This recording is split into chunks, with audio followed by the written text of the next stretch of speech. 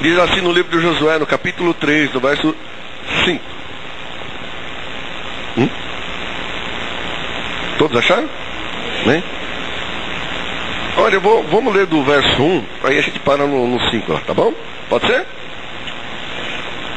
A passagem do Jordão é o título.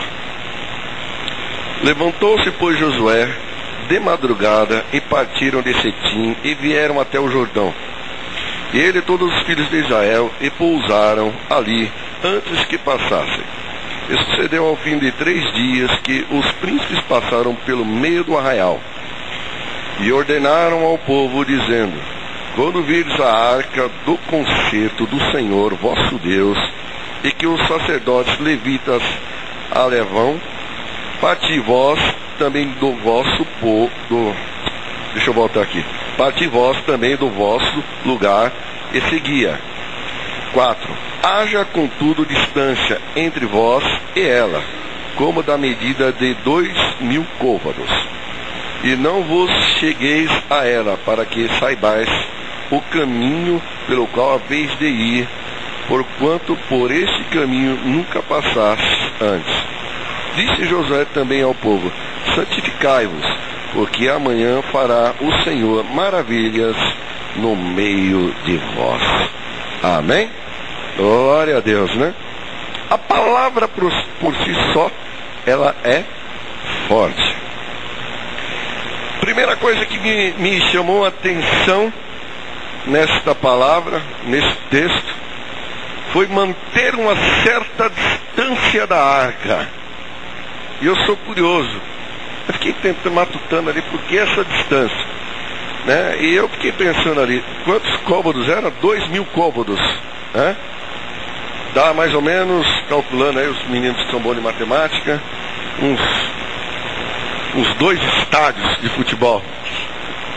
É uma distância boa para você. Imagina uma arca. Na verdade não era grande, era pequena. 2 estádios de futebol. Por que essa distância? Deus tem um propósito em tudo. Imagina ali 2, 3 milhões de pessoas. Como que eles iam ver para onde que estava indo a arca? Tinha que ter uma certa distância, para que você focalizasse, para que você não se perdesse. Meu irmão, quando o crente, ele perde o foco da arca, quando ele perde o foco de Cristo, ele se perde. Por isso que nós temos que manter uma distância, mas o nosso foco, o nosso alvo, chama-se Jesus Cristo. É a primeira coisa. Nós temos que obedecer. Porque já pensou se tivesse todo mundo junto? Aí todo mundo ia se perder. Por isso que os sacerdotes põem na frente. É a primeira coisa que me chamou a atenção nesse texto. E chama mesmo. Manter distância. Porque às vezes você muito perto tumultua, você se perde. É a mesma coisa se juntar mais um pouquinho. A bateria, a guitarra, tudo junto, a gente não consegue assimilar. Está entendendo? A mesma coisa, quando você tem um foco, um objetivo, é Jesus. Mas se todo mundo tiver no mesmo propósito, olhando para Ele, autor e consumador de tudo, você vence. Nosso foco, o nosso objetivo é Cristo. E um verdadeiro adorador obedece. E lá vai os sacerdotes. E falaram, ó, pega a arca. Imagina, 4 homens pegaram a arca e 3 milhões de pessoas, de homens seguindo. 2 milhões. 2, 3 milhões de pessoas seguindo isso. Já pensou, tem uma ideia? Como era a coisa no deserto? E o pessoal lá vai eles. Aí vai indo, chegou na beira do Jordão. Vamos ter que atravessar. Aí Deus deu uma palavra para eles. Ó, pega aí um príncipe de cada tribo. Pega 12 pedras, simbolizando cada tribo. E eu fiquei matutando. Mas o que mais me chamou a atenção em tudo isso foi, ó, põe a arca aí nas costas. Imagina, carregando a arca e vai indo. Chega na beira do Jordão. E a palavra do Senhor fala que era época de cheia. Ou seja, então o rio não estava lá, água batendo no tornozelo. O negócio já complicou. E agora? Eles obedeceram ou não? Obedeceram. Primeira coisa que o servo de Deus tem que ter, o foco, Jesus. Segunda coisa, obediência. Porque aquele que tem um propósito no seu coração e acredita realmente que Deus é na sua vida, ele obedece à voz do Espírito Santo. Mesmo que às vezes pareça loucura. Imagina a época de cheia. Lá vai o povo. Vai caminhando. Aí chega lá, pá, põe o pé na água. A Bíblia não fala que, se você for ver no mar, na travessia do mar, Deus soprou um vento a noite inteira, depois que eles passaram, não foi? Porque eles passaram com pés secos. Se você observar aqui, já foi diferente. Deus mandou ele entrar e pôr o pezão na água. Aí o negócio é estreito. Imagina a situação, você tem que ter pé. Porque uma coisa é você ver algo seco, a qual você vai passar, mesmo que tenha paredes de água. Agora há uma grande diferença em você colocar os pés e molhar os pés. E acreditar que Deus vai mandar parar as águas. Há uma diferença. Por isso que quem crê e confia no Senhor, vence. E aqueles sacerdotes acreditaram e obedeceram. E pisaram e molharam. E conforme eles fizeram aquele ato de fé, diz a palavra do Senhor que as paredes se formaram de água. Olha que interessante. Imagina, a época de cheia, as águas deviam correr. Quem já passou perto de rios, que a água, a correnteza é forte. Imagina, de repente, para ali. Fica uma parede de água ali. E o interessante, tem uma cidade chamada Adão. Se você descer um pouquinho mais para frente, você vai ver. E o que me chama a atenção nisso aí foi que a 21 quilômetros, é mais ou menos aproximado de onde que eles estavam, até essa cidade. Outra coisa que me chamou a atenção.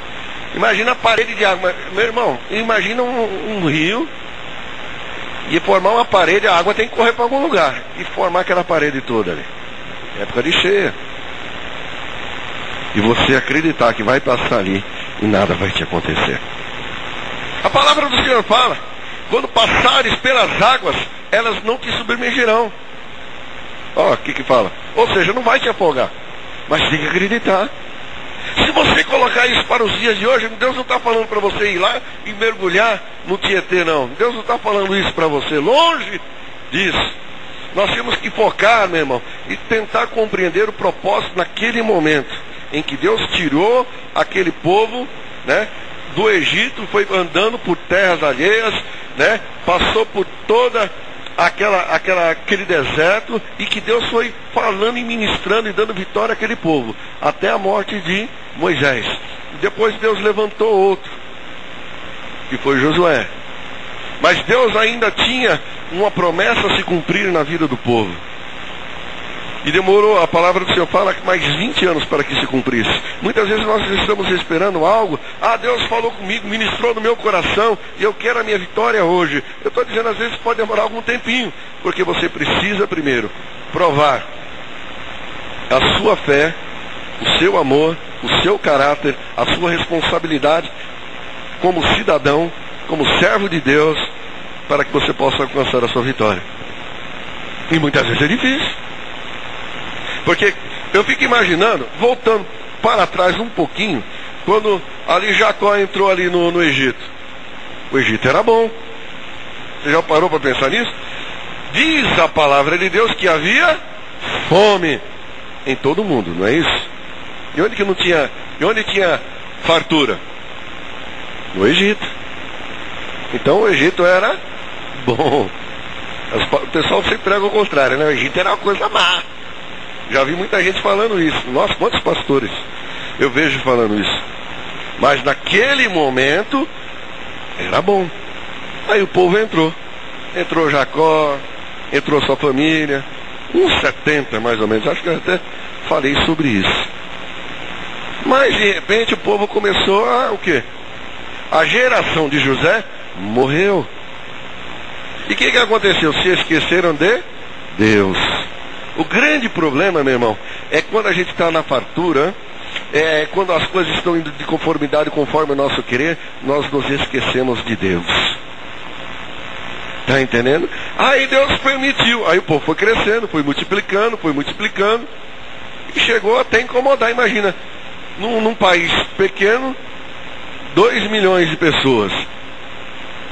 que o pessoal fala, escravos. Mas imagina, 2 milhões de judeus numa terra alheia. O negócio começou a incomodar.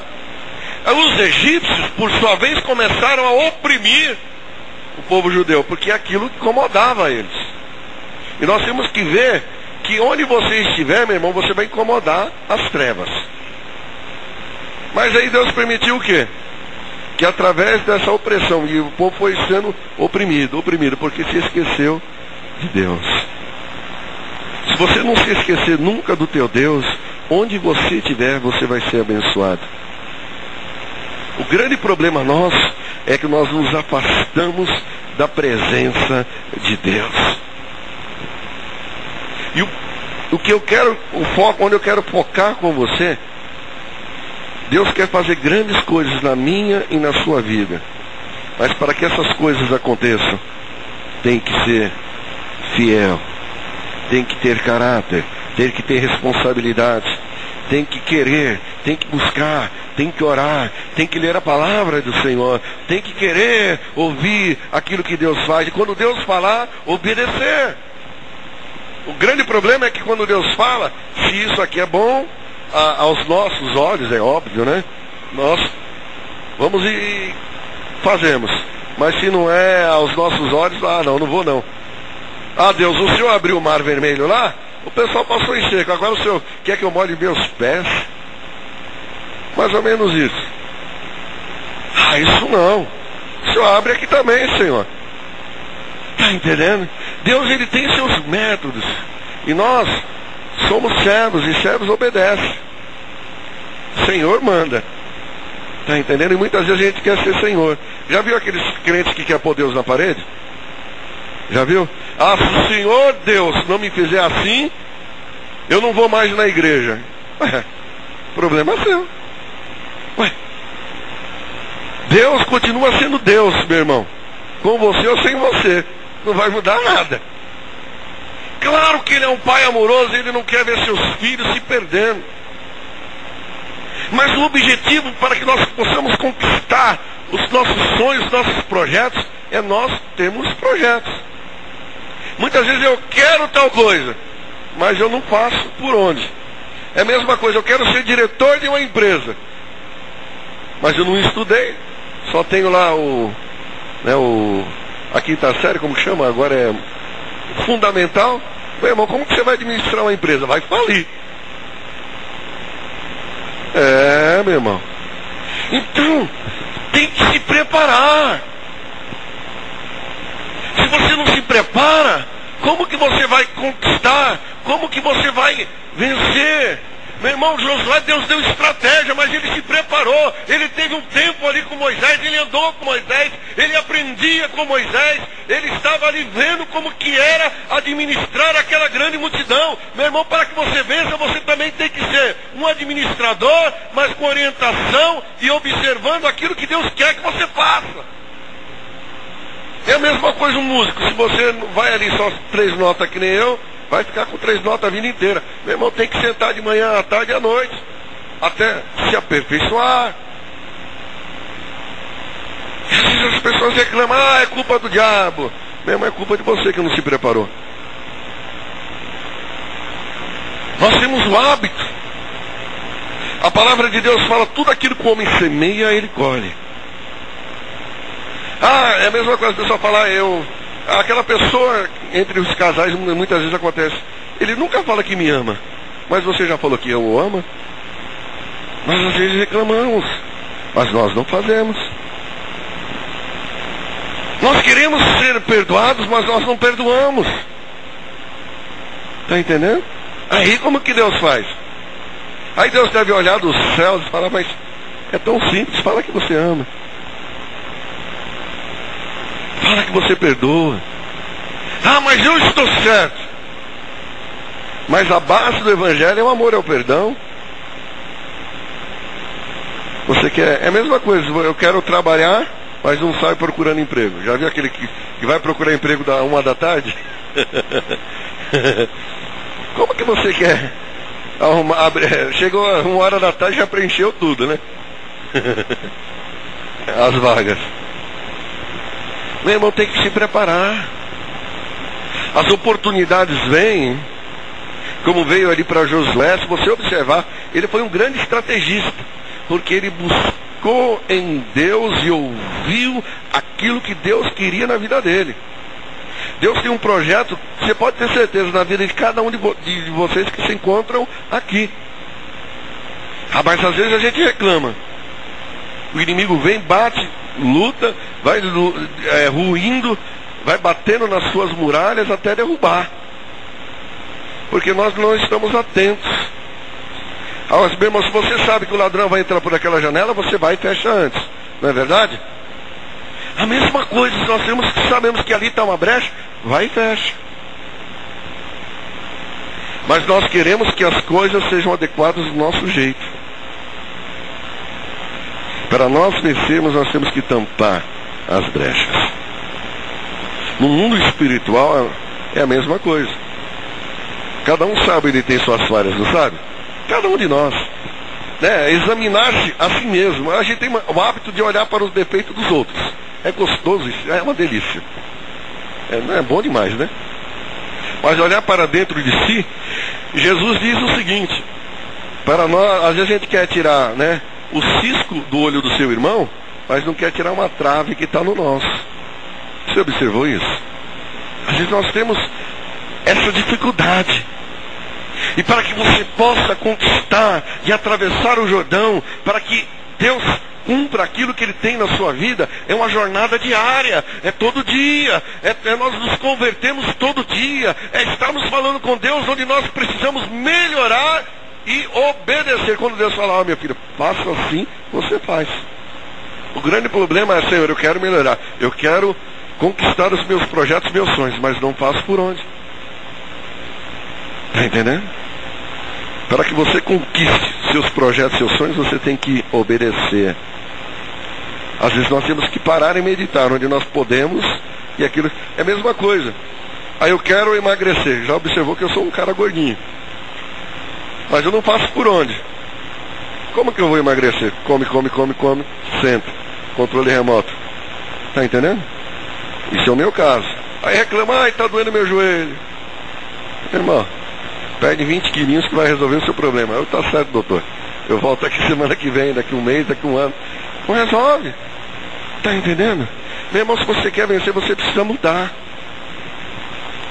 E cada um de nós sabemos onde precisa mudar.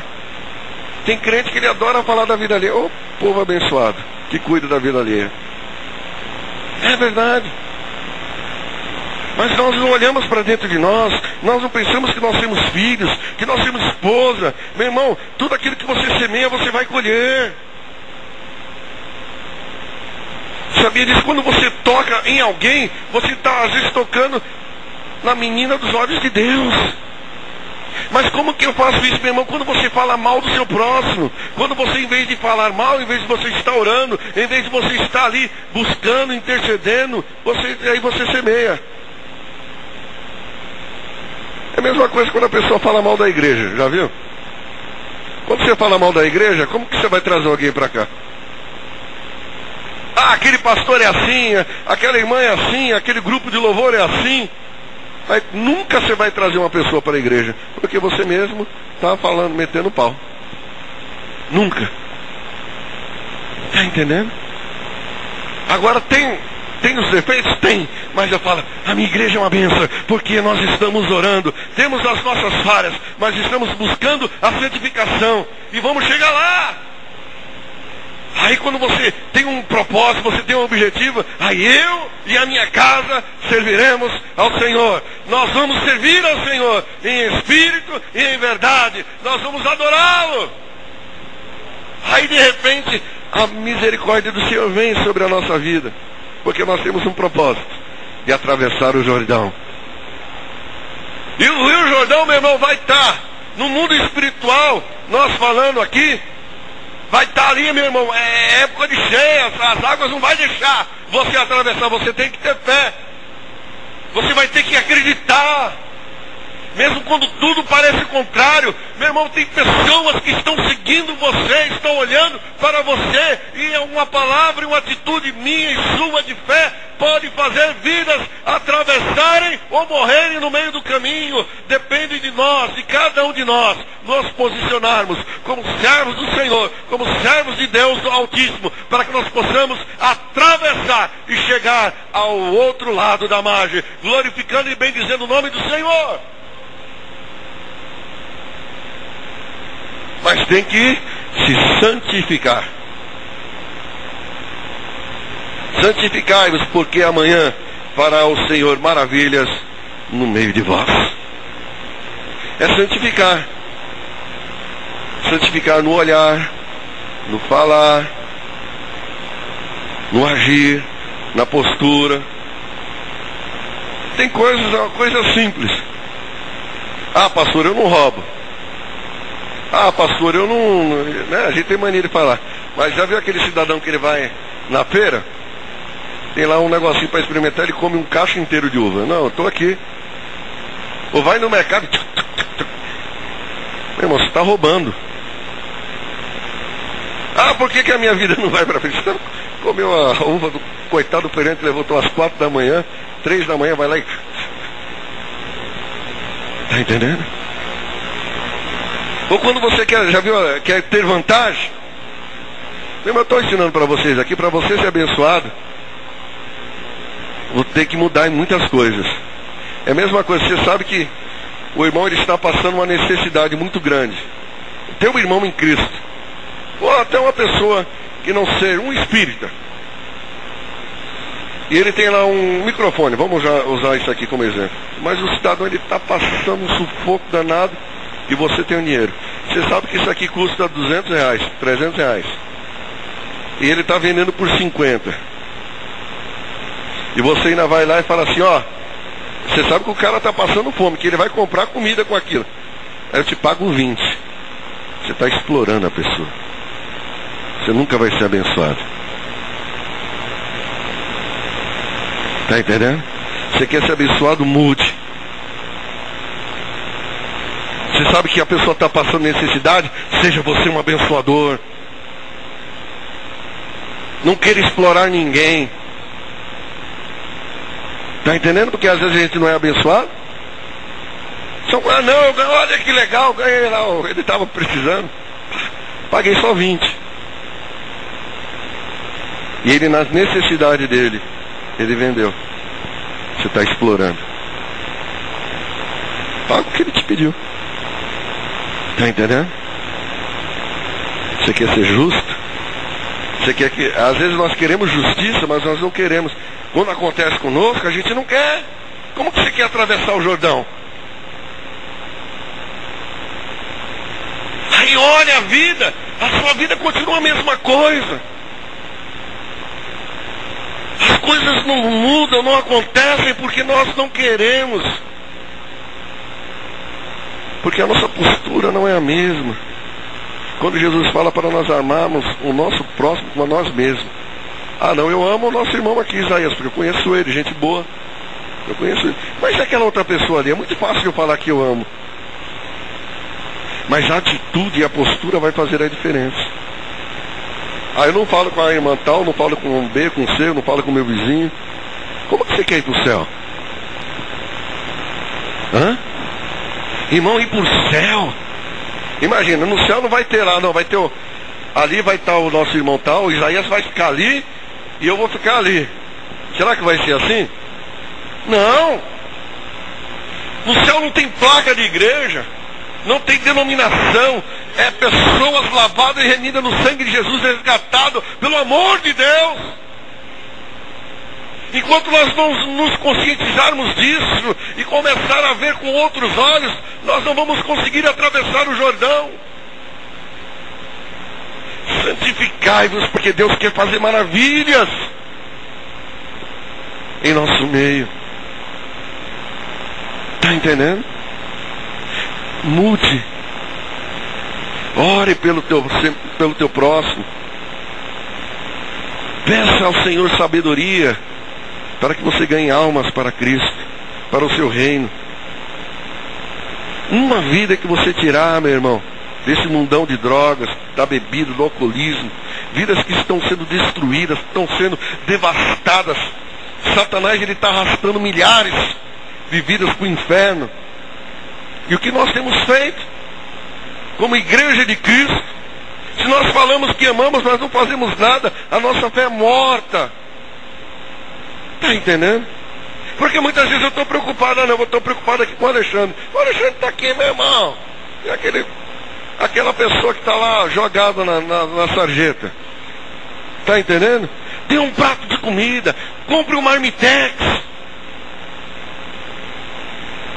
São pequenos atos que vai fazer a diferença. Ah não, quando eu tiver uma carreta de alimentos, eu vou lá e distribuo. Meu irmão, distribua meio quilo de arroz, meio quilo de açúcar. Veja quem está precisando. Deus, eu estou aqui. Meu pai, eu não tenho muito, mas o pouco que eu tenho, eu vou ajudar o meu próximo. Eu não estou falando do próximo aqui da igreja, não. Pessoas aí fora, vizinhos que talvez precisem de um abraço seu, de uma palavra amiga. E muitas vezes nós ficamos esperando do pastor, da pastora, dos obreiros. Meu irmão, é você que tem que fazer isso. Ovelha gera ovelha. Sabia disso? O teu testemunho vai fazer a diferença para que você atravesse esse Jordão. Nós queremos ser abençoados, mas nós não queremos abençoar ninguém. Está entendendo como é difícil? Santificai-vos. Veja, fala com Deus. Deus, onde eu posso ser útil? Aquilo que eu posso fazer. Amém? Quer ser abençoado? Abençoe. Ore. Ah, Senhor, eu quero isso. Ore pelo teu semelhante. Ore pelo teu próximo. Sê tu uma bênção, porque Deus vai fazer maravilhas. Muitas vezes a gente quer. Se faz de coitado. Já viu aqueles... Ah, minha vida está assim. Ah, olha o que está acontecendo. Mas nós não fazemos nada pelo próximo. Quer ser abençoado? Faça a diferença. Olha, meu irmão, quantas pessoas estão olhando para você nesse instante? Eu vou atravessar o Jordão. Se você quiser me seguir, eu estou seguindo Jesus. Aí você vai e atravessa. E aquelas pessoas que estão olhando para você vão atravessar junto. Porque ali há a abundância da presença do Senhor. Amém?